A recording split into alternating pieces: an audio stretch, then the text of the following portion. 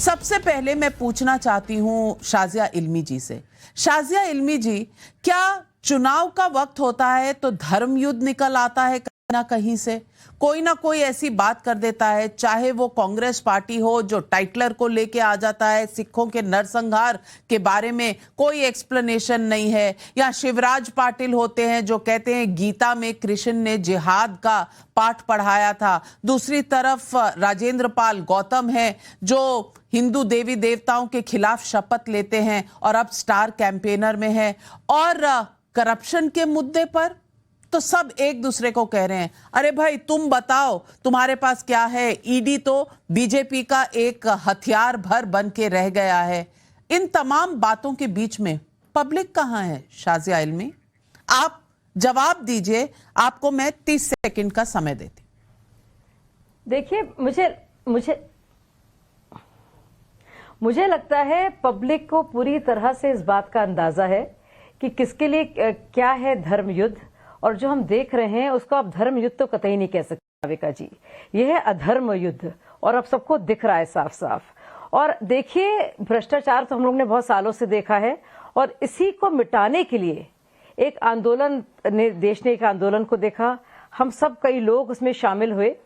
और अब देखिए, सबसे ज्यादा मतलब आश्चर्यजनक बात यह है कि जो एंटी करप्शन एक पूरा आंदोलन था, वो एक प्रो करप्शन पार्टी में नहीं तब्दील हुआ, बल्कि उन्होंने इतनी रचनात्मक तरीके से भ्रष्टाचार किया कि वो वाकई में केजरीवाल जी को आज आप सदी का महाठग का टाइटल जरूर दे सकते हैं। और आप पार्टी को तो मैंने कहना बंद कर दिया, आप पार्टी, हम तो उसे शराब पार्टी ही कहेंगे। कि देखिए आप कि आबकारी नीति को बदला गया, और कब बदला गया उसके सोच देखिए आप।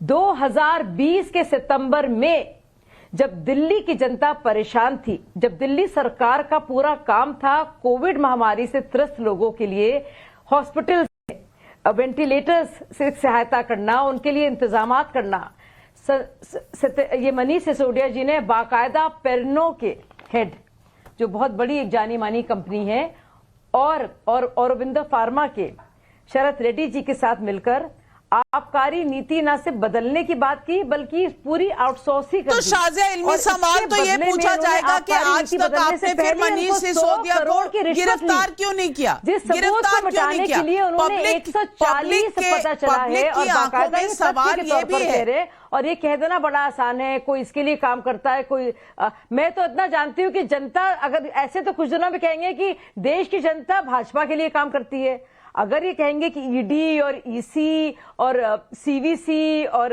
सीबीआई सब काम करते हैं भाजपा के लिए, तो सुन ये लोग ये भी कहना शुरू कर देंगे शीघ्र कि भैया देश की पूरी जनता है, पूरे भारतीय लोग, अकील खान साहब, सिटीजन नागरिक, अकील साहब, मैं पूछना चाहती हूँ कि कोई दायरा आपने छोड़ा नहीं, चाहे वो करप्शन का हो, चाहे वो धर्म युद्ध का हो, या अधर्म युद्ध जिसको शाजिया इल्मी जी बता रही हैं। क्या पब्लिक के सामने आप यही प्रॉमिसेस लेकर जाएंगे, यही वादे लेकर जाएंगे कि हम अभी जूझ रहे हैं, लेकिन जब जूझने की बात होती है तो हम पब्लिक को नहीं बताते कि कोई करप्शन हुआ है या नहीं है? हम सीधा ये कहते हैं कि बीजेपी की गलती है, अरे भाई आओ हमें पकड़ लो। आपकी जवाबदेही सिर्फ बीजेपी को है या दिल्ली की जनता को भी?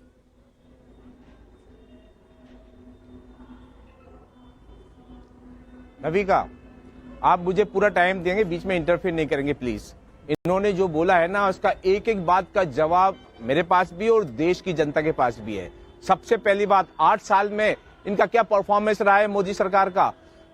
देश की सबसे भ्रष्ट लोग पूरे बीजेपी के अंदर घुसे हुए हैं, और ये देश को गुमराह करके they can fool some people for some time but not all the people all the time। और अब वक्त आ गया है कि इनको जो है इनके किए कर्मों का, इनके दुष्कर्मों का, इनके बुरे कर्मों का फल मिलना शुरू हो गया है। और जो पंजाब के अंदर इनको मिल चुका है और अभी गुजरात के अंदर मिलने वाला है, और इसकी वजह से इतने परेशान है। आप ये बताइए, 8 साल में इन लोगों ने क्या किया है देश के अंदर? 8 साल के अंदर 10,63,000 करोड़ का घोटाला करके इन्होंने देश को बर्बाद किया है, और 10,63,000 करोड़ में पूरे देश को 10 साल तक देश के गरीबों को 10 साल तक बिजली, पानी, शिक्षा, आप सबूत स्वास्थ्य, ये दीजिए, सब फ्री दिया जा आप सकता था। सबूत लेकिन मोदी दीजिए, जी कहा है 15-15 लाख रुपए। आप नहीं, सबूत बताइए। दीजिए, सबूत? ये मुद्दा भी हम अरे सवाल हाथ भी कंगन पूछ को लेंगे आरसी बीजेपी किया, से, नबी का लेकिन मैडम, अगर हाथ कंगन को- 8 साल अरे का क्या बात हिसाब कर रही है? किताब चाहिए वो तो मैं मोदी आप